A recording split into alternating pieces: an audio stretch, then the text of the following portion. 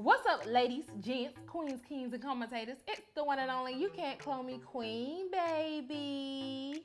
Oh. And it's your boy, Sean CTV. It's going to be right there. Boy, barely. And as y'all already read the title down below, we are getting into season 2, episode 6 of Sweet Life Los Angeles. And y'all already know, if y'all watched the recap before this, episode 5 recap, y'all know it's just so much to get into. This is why we got to break it down in parts. But we gonna get into it.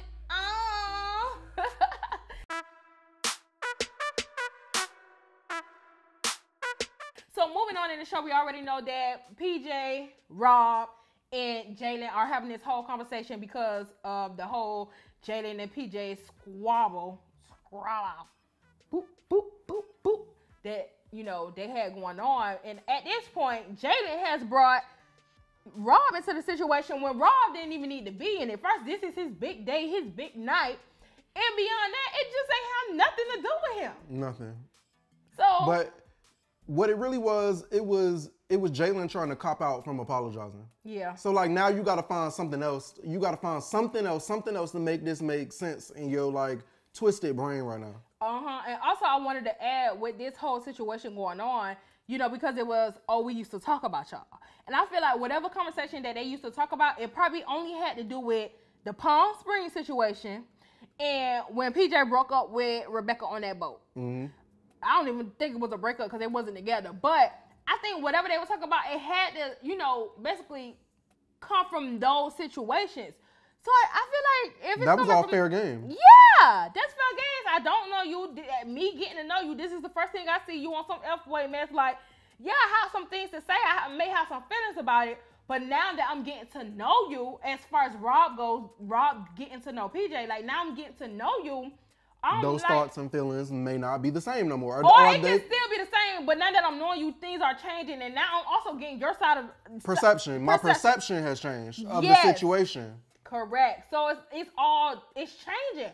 But because Jaelynn feelings isn't changing, well, clearly, let me drag Robb into it, but Robb ain't even on it no more. Robb done made this man a friend. Why you still trying to have him as your enemy? Like, confused. And clearly, as if we've seen anything from the success of the comedy show, PJ is a much better friend than he is enemy to have. Yeah, because look what he did for him. And what has Jaelynn done for Robb? Keep cutting him off and disrespecting him and adding him into mess.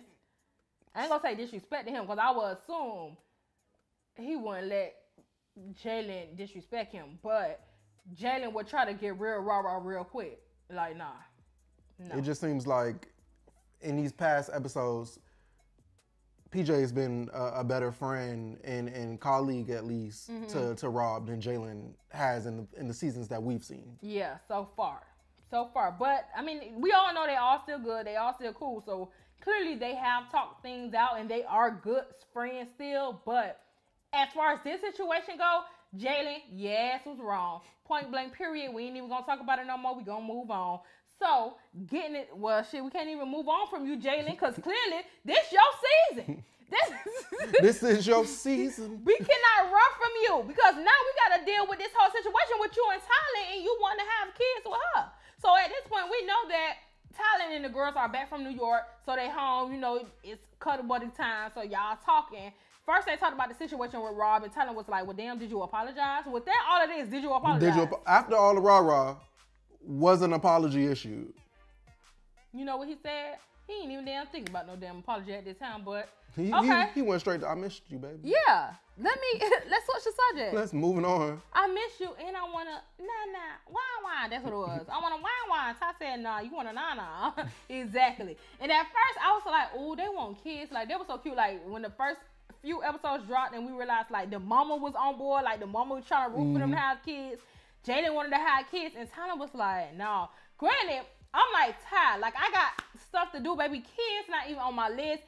And the only thing that is a ring. So, while you talk about kids, where is my ring? Right. Where's my proposal? Where is the engagement? Like, let's talk about that before we have kids. I was with Ty with that, but I also thought it was cute that they wanted kids. But then, now that we're on this episode. You mean that Jaelynn wanted kids? Because they as in the mom and okay. Jaelynn. everybody that's But Ty. Everybody that ain't gonna carry the child. Correct. Want the kids. So, but now that I'm here on this episode and we really like getting into your backstory and everything that's going on, Jaelynn, you was not ready for a child. You think you is, and it sound good and it's cute, but you're not. Jaelynn goes to talk to his dad and his brothers and sisters, and hell, they even want him to have kids. But learning his situation, we see all of Jaelynn's siblings. He has 2 brothers and 1 sister. And let's state this: that dad spit them out. They must not look like a lick of their mama. None of them. They all look like twins. They all straight down the line. They look like different mamas. Genes ain't put up a fight. And the daddy, and plus they all in one setting, so you can see like certain features of them, even with them not having the same mama. Like, oh, I see the eyes with the daddy. I see the nose with the daddy. The ear, like I see the. But looking into Pop's his wording, they were basically talking about like how they all are so close, even though they're all siblings that have different moms. And then the dad goes like, well, yeah, I tried to keep all y'all together because y'all moms, like each of y'all moms kind of like trapped me. Which that word trapped kind of made me really think about like why Jaelynn is so against marriage or the idea of marriage, because he doesn't think a union matters. He thinks as long as the love is there, the title, that's just it's a business deal to him. Marriage is a bit. He said it. He said like it ain't nothing but a business. It's just we signing papers. No, it's more than because, and this is why it's so important that what you see around you and the people that brings you up is important. People don't think that shit important. That shit is important because all you know is your daddy saying he got trapped. Your daddy saying like, I kept y'all around. I kept y'all close, so that was enough. But y'all not thinking about it from the standpoint of the woman, about the mama, because I guarantee you, their mamas was going through it. Because their mamas probably wanted marriage. Well, he said one of the mamas trapped him into marriage. Like, the daddy clearly don't, and not the disrespect, because we not for the disrespect nobody parents. You know, disclaimer, your daddy was sounding crazy. And that just is what it is. And I think you're okay with that. And you're not trying to be better than what you came up around. I wouldn't say he's okay. I would say that's what he grew up with. That's what he grew up with. That's why I said he's okay. He's settling for that because that's all he knows. But but everybody is different. Like, you should want better. You should not want to have all these kids without a solidified bond. Like, yes, y'all love each other. Yes, like, but that shit not solidified. If you feel like it's a business, well, okay. If you die, then give me everything. Give me everything. Let's sign these papers because we gonna have a kid.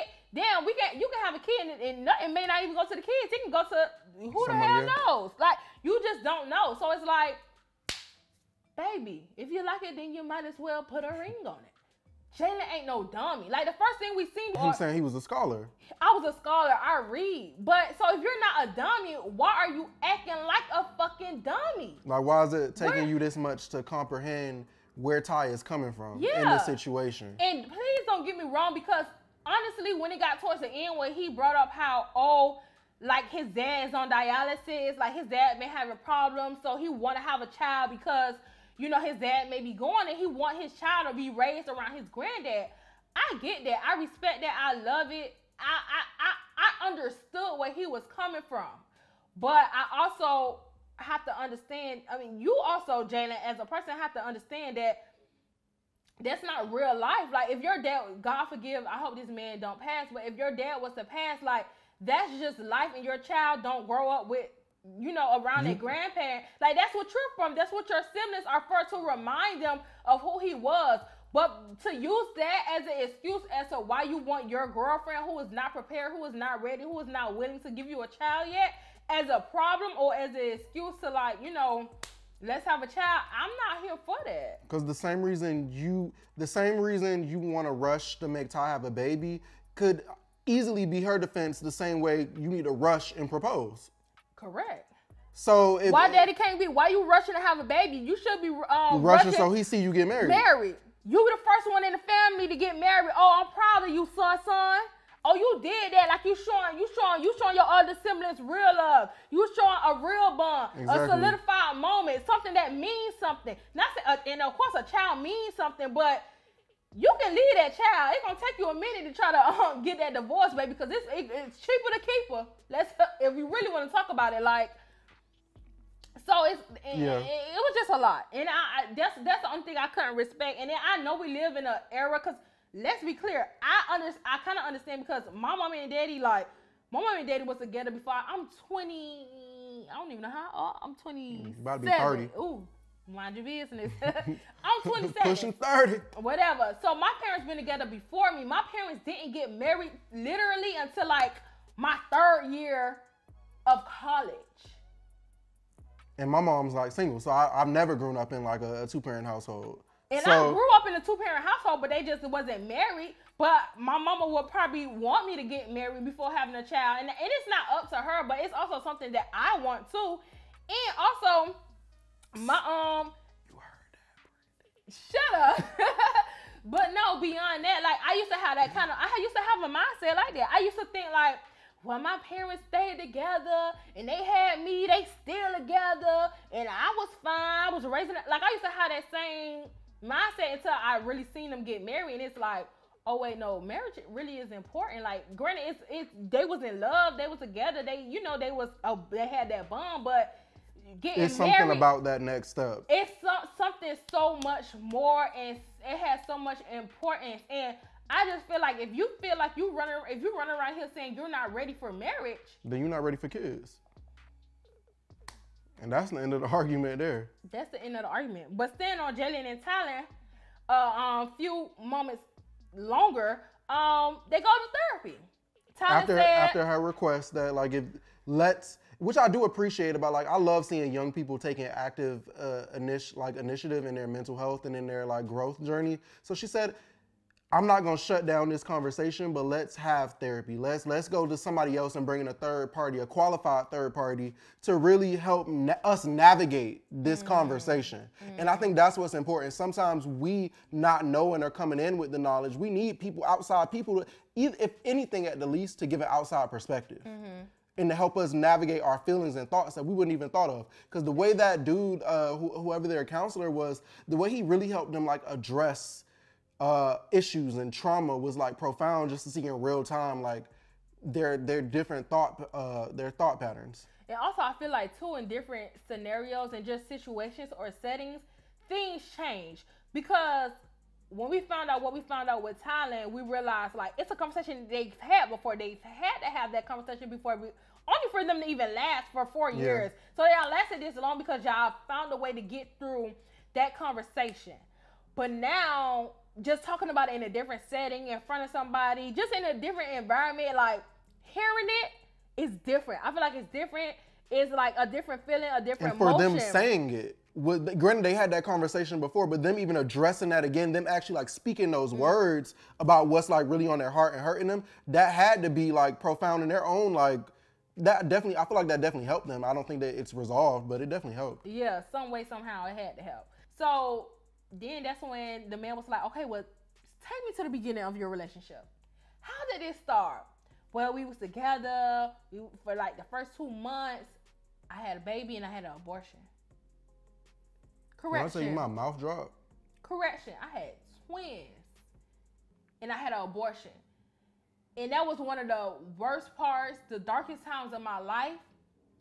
This boy who I only known for 2 months decided to ghost me, and this was a situation that he should have been in with me. But he ghosted me, only to come back afterwards and say, well, you know, maybe you, when you found out it was twins, why you ain't hit me up? Why you ain't think twice about it? Who said I didn't? You wasn't there. So tell me how you felt. Because that whole moment when Ty said that, and it's crazy because I have friends who had kids in high school.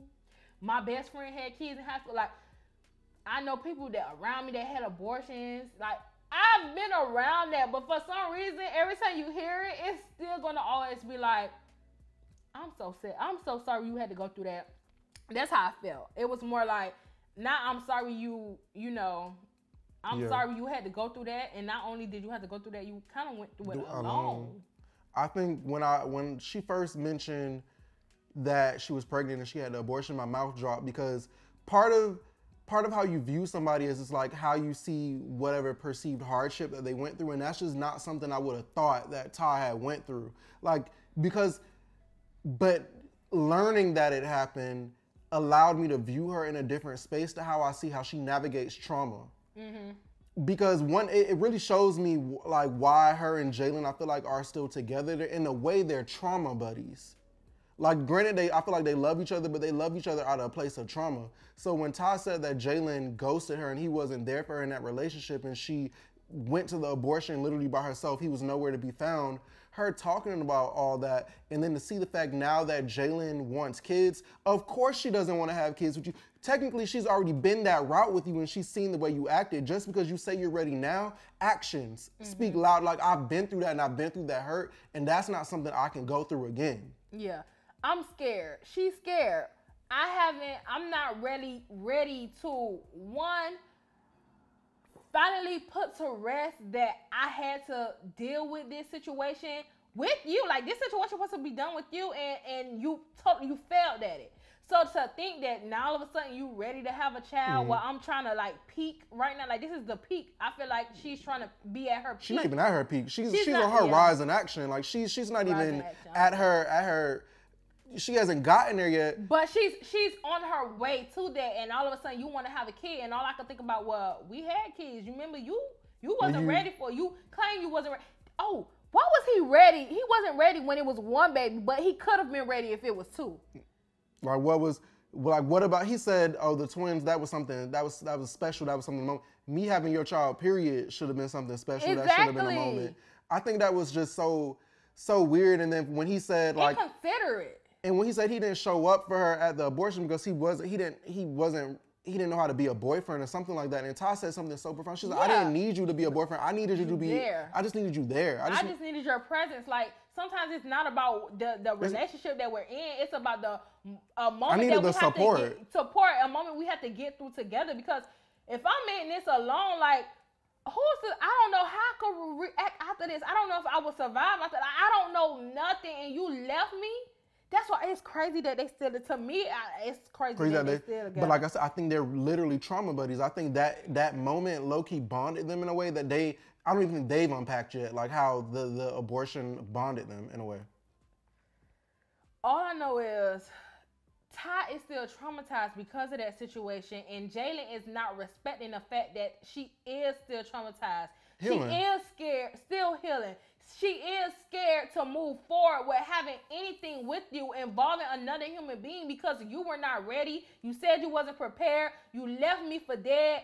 And now all of a sudden you're ready. No, that's not fair. That's not fair. I feel like, first of all, beyond it being her body, she controls her body. Beyond that, every time you bring up a child, she say, no, you should shut the fuck up. Period.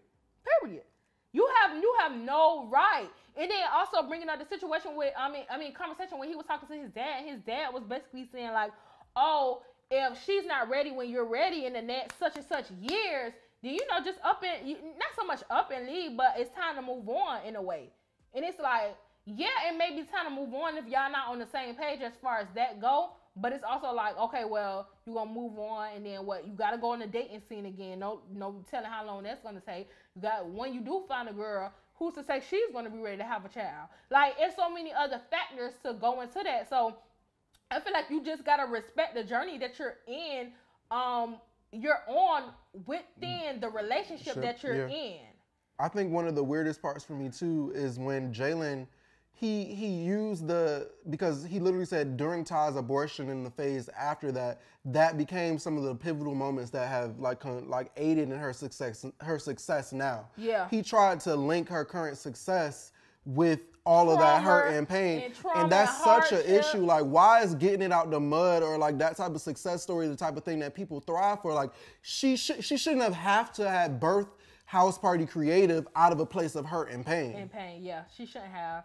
And the fact that you don't see, like, that was a problem. That's what I'm saying. It's the people around. Like, he's not around, not so much the right people, but the people that can kind of steer him and guide him into a better mindset. Because it's no way that you should think, like, that was okay. Like, yes, she created this, thriving and successful, event planning business. But look what she had to go through to get there. Yeah.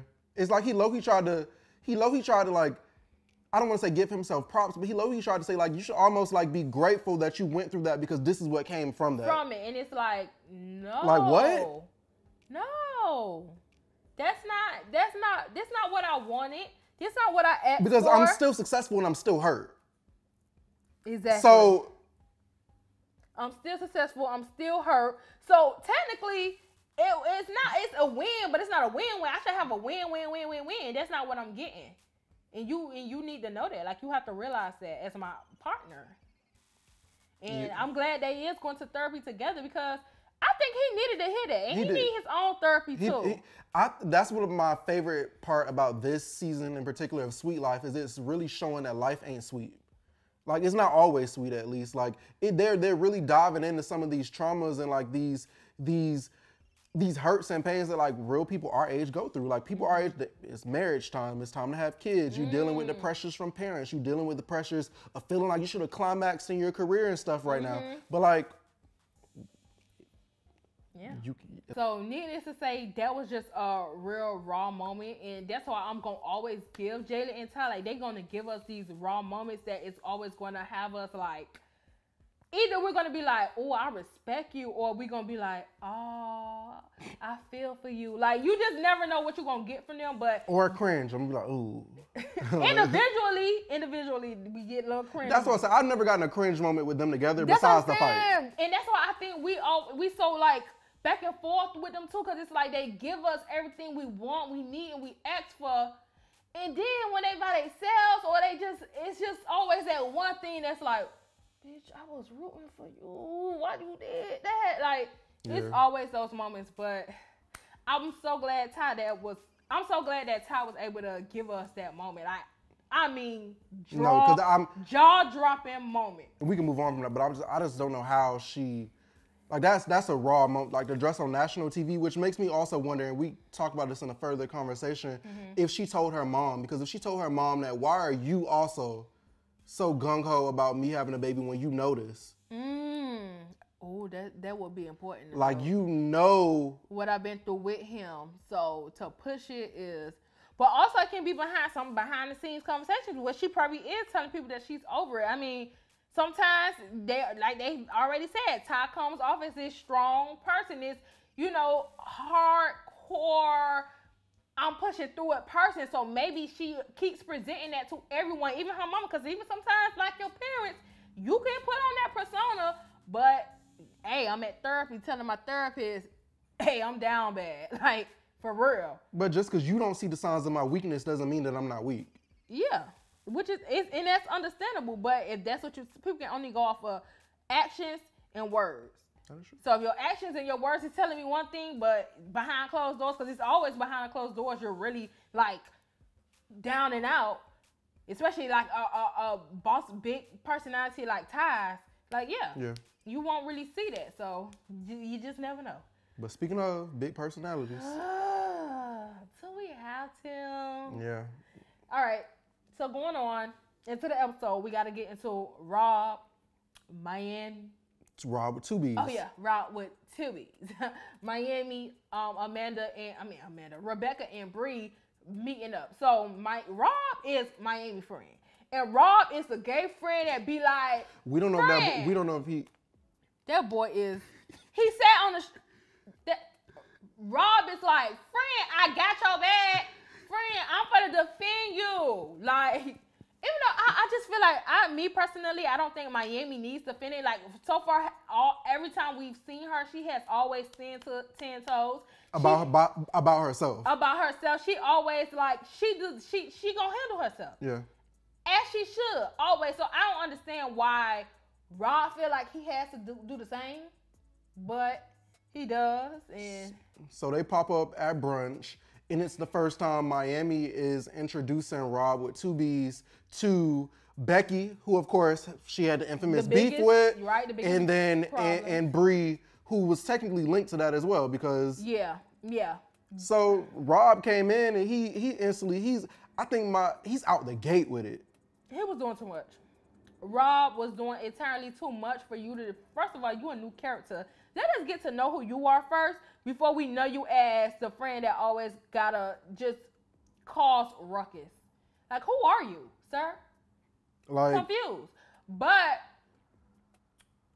I do it's like I kind of understand his energy, but I also don't like people with energy like that because I'm the type of person that my friends can come to me and tell me who, what, when, what, how, what, whoever they talking about.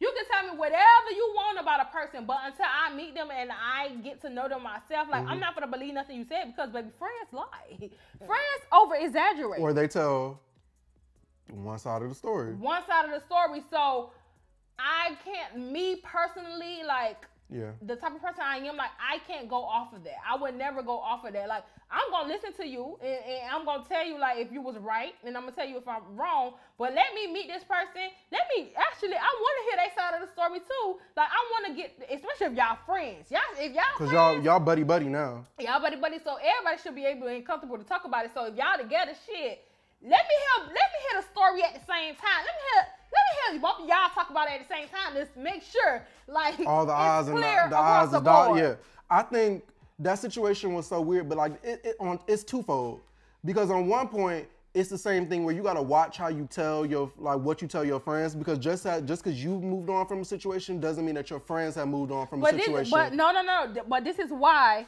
I said as a person, like as a friend, whatever a person, you gotta get to know people yourself because it shouldn't be.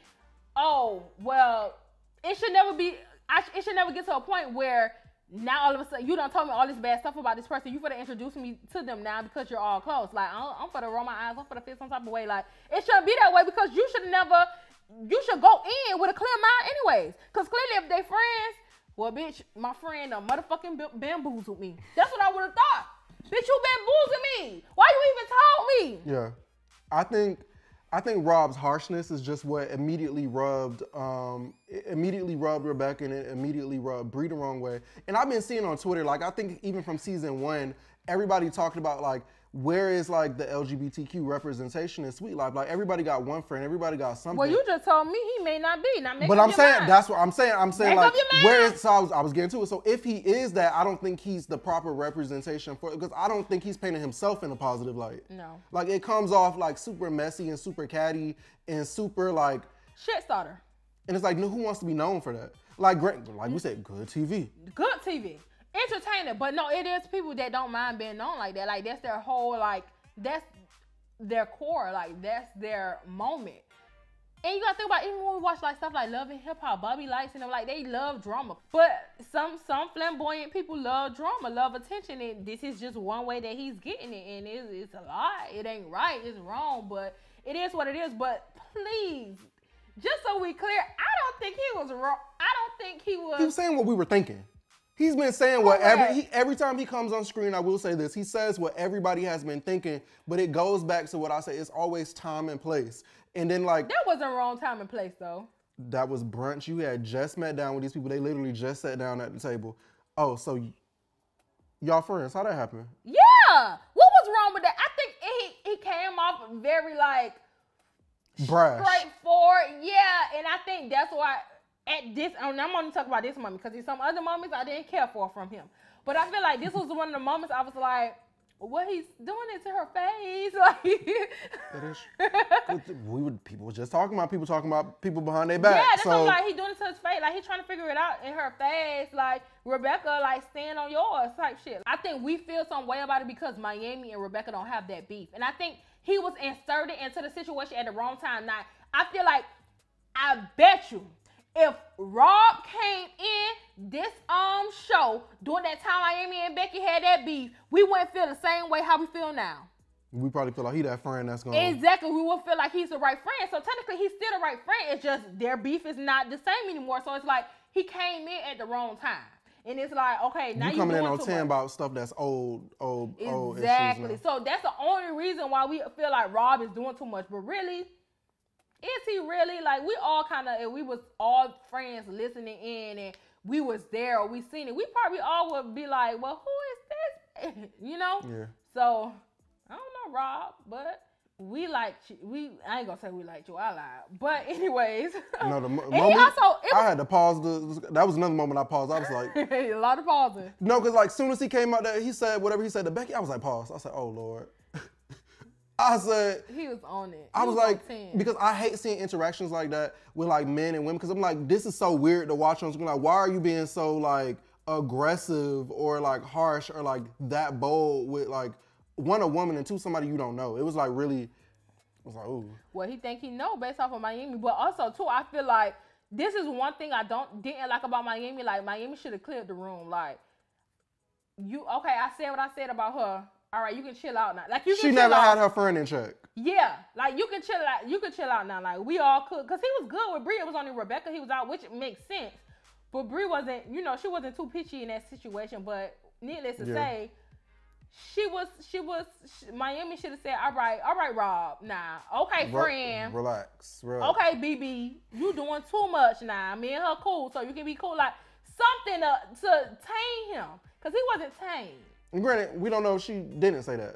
Production may have just not included it. But that was something I was looking for. Like, okay, like, Miami, now you have your friend in check. Because clearly you're trying to build a relationship with Bree and the rest of the girls and Becky. Rebecca, yeah. So I just hope her introducing him as like a friend of the show now doesn't set her back on that growth that she was having with the rest of the group. Exactly. It's so funny, real quick second, it's so funny that you just call her Rebecca or Becky, because in the show, she had said to Robb, she kept calling him Robert. She said, I'm gonna call you Robert because you not like, you don't get Robb out of me. And I just think that's so funny because I refuse to call Rebecca Becky, and I only call her Rebecca because that's all you get. Like, but needless to say, stand on them and talking about building friendships. As far as Miami and Rebecca go, Miami invites Rebecca to go out with her on a date with this dude named AQ. Now, it's a blind date for Rebecca, but after I went to rewatch it, I think Miami did know who she was going on a date with. I think Miami knew, but still drug Rebecca around for God knows why, because lame ass, cringy ass Marcus was the blind date. It's just like Marcus finding his screen. He gonna get his screen time. How he got more screen time than Kofi? Exactly. Like, I am in confusion. Like, what? I'm confused. I'm really confused because he got more screen time than Jerrold at this point. What he does. Now that you done said that, he does. I just do not care for this man at all. And it's like, it's so crazy because I also, at moments, I don't care for Rebecca. But in this situation, I was like, Rebecca, please lay this man out. He made me itch. Like, he's weird. He seems like that type of person that is going to do whatever, say whatever, to make sure he gets some time, make sure he have a moment. He don't care if it's a good moment or a bad moment. It's a moment, and it's going to get his name talked about. And that's exactly what's happening. And it's like, sir. But literally from the fit to it was the skeletons on the scars for me. It was the scars for me, but the skeletons for me. A scarf in LA, like, what was the scarf doing for you? Is it cold? He just so cheap. Everything about him is just ugh. But like literally from the fit to the fact that Rebecca clocked the fact that, like, did you not just go on a date with my best friend? Did you think I wasn't gonna know that? And you knew that. You knew who I was. I'm pretty sure you was told I was coming. So don't try to play. He seemed like he knew he was going on a date with. He didn't know, like, Rebecca didn't know, but he knew. And you trying to act like you so player. You're not player. You're cheesy. You're a cornball for real. Let's be clear. And ain't nothing wrong with cornballs, because people like to call Russell Wilson a cornball, and we kind of like Russell Wilson. But you, sir? I will say though, if Miami did in fact know that it was Marcus coming on, she was wrong. She was dead wrong. Cause like that's messy. Like, why would you even set? Well, when it comes to boys, Miami and Rebecca, I ain't too fond of them two, because we just seen Miami probably just trying to set that girl up. First it was PJ's situation. Then Miami trying to take the Dimples boy. Now we got her setting her up with this Marcus boy. Miami, I don't know. Now what you trying to do to that girl when it comes to boys? They low-key done went from the same. Exactly. See, we here now. I don't know, Miami. We gotta watch you, because you trying to set that girl up. You trying to set her up, Miami.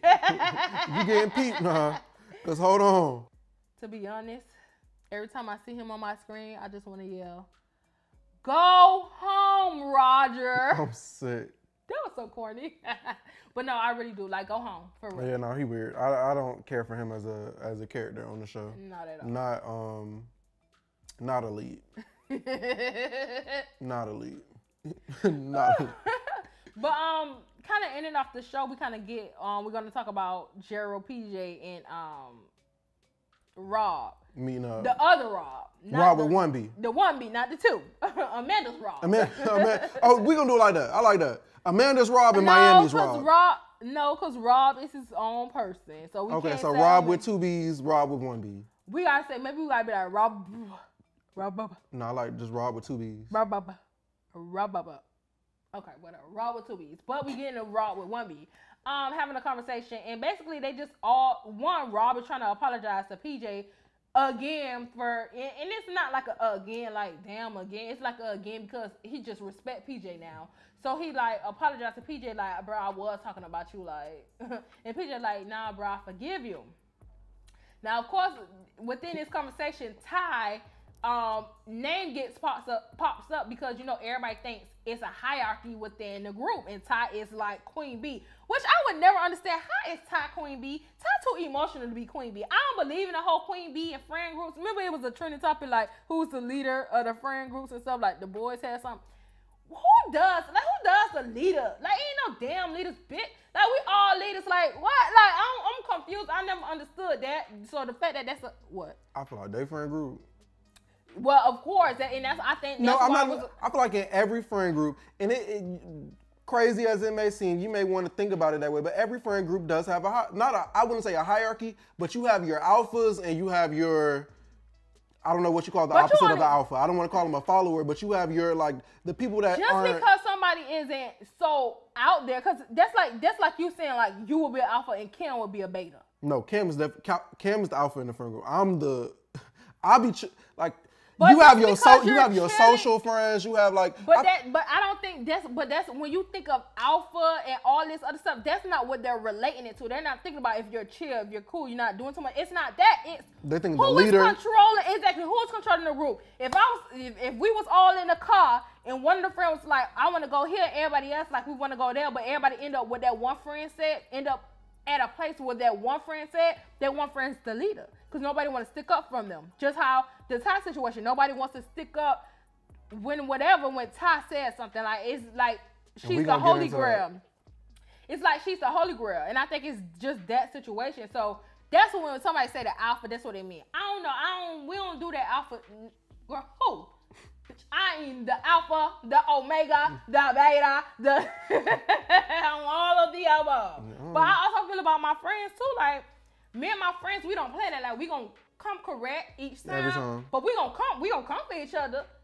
But like, we gonna address issues. Everybody's gonna get. Everybody gonna get red. If you need to get red, if you're my friend, my best friend, my cousin. If you wrong, I'm gonna let you know you're wrong. If you got me messed up, I'm gonna let you know. We gonna lay you out. And them hurt feelings, like if your feelings hurt, okay, we'll take that into account. But it may be reversed, bitch. I may be the one who getting laid out, but it's like, okay, like. You ain't never laid me out though. Usually because you be wrong. I laid you out to the floor, 6 feet under. Yeah. Anyways, they were having a conversation and they talking about the whole hierarchy situation. And here comes Jerrold, whining and crying like he always do. About what? About getting an apology from Ty. Sir. You might as well let that apology go. Baby. Come here. Come here, Jerrold. You ain't getting an apology. And to be honest, you don't deserve it. Like, what are we talking about, sir? What are we talking about? Why is this even still a conversation? Like, I think he. Like, why did that hurt you so much? The word sociopath. Can I Google the word? Let's Google the word. What is the definition of sociopath?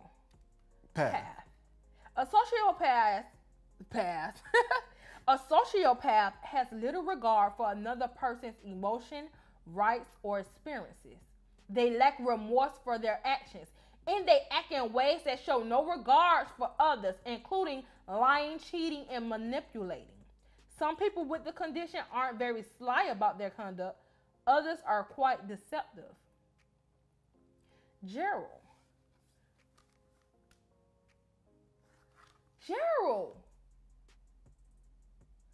I don't know. Like, are we missing something? Like, is there a side of you that we haven't seen? Like, we seen you lie, manipulate last year. Actually, it was so bad. We only seen the situation that happened with you, Jordan, and when you was laughing at the podcasting situation. But then another situation came out at the group chat where we seen you. They didn't even put in a show where you sat there and lied. Okay, we don't want to talk about last season. Okay, we here in this season. Keelan. You had no regard for his feelings during that time when you sat there and lied and said that man was doing things that he didn't do. It felt nothing for it. Sir, you're a sociopath. Your feelings may be hurt about it. Somebody may call you out about it. Hell, Cheryl going crazy for you about it. But facts are facts. I'm sorry if you feel some way. I'm sorry, Ty's not though. She not, but granted, Miss Tylynn got her own issues too. She may not be a sociopath, but when I find a definition in the dictionary that describes Ty, I would definitely come back and circle back because it's a definition for her. She definitely so, and that's what I'm saying. Like, okay, that's what I'm saying. Like, Jerrold, like he don't know how to go. Like, you gotta find a way to go tit for tat. I feel like that's what you gotta do with Tylynn. Like, oh, well, you feel like I'm a sociopath? Okay, I ain't gonna feel no way about it. Well, you was cause Tylynn she ain't no peach. She ain't nothing good and perfect about Ty. We all know this. She got her own problems, like Sean said, that we dealing with. So I would have been in the dictionary, baby. I would have been in the encyclopedia. I would have been in all the synonyms and antonyms. I would have been all of them, finding the right word for her, and I would have shot it right back at her. Like, that's what you have to do. But you're not getting an apology because facts are facts. Not to mention that, if you truly feel like that's not you, why are you hurt? Feelings hurt. He is crying. That you hurt months later. A whole season, a whole middle of a season later. Yeah, confused. That is just a lot. So we kind of end off there. And it's a lot to get into in the next recap. So y'all make sure y'all stay tuned for that. But with that being said, y'all already know what it is. Like this video and show your girl and boy some love. Comment your thoughts and let's discuss what you thought about this episode. And last but certainly not least, subscribe and join the Queen, baby. Bye.